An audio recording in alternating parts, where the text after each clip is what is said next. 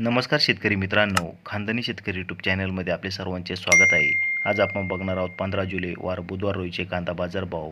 मित्रांनो, जर कोणी चॅनलवर नवीन असाल तर चॅनलला सबस्क्राईब करून घ्या. येवला कांदा उन्हाळी आवक 8,000, किमान दर 321, कमाल दर 2402, सर्वसाधारण दर 2,000 रुपये क्विंटल.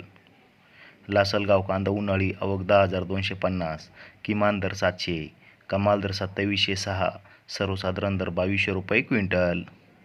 लासलगाव विंचूर कांदा उन्हाळी आवक 5,500, किमान दर 700, कमाल दर 2,516, सर्वसाधारण दर 2,150 रुपये क्विंटल.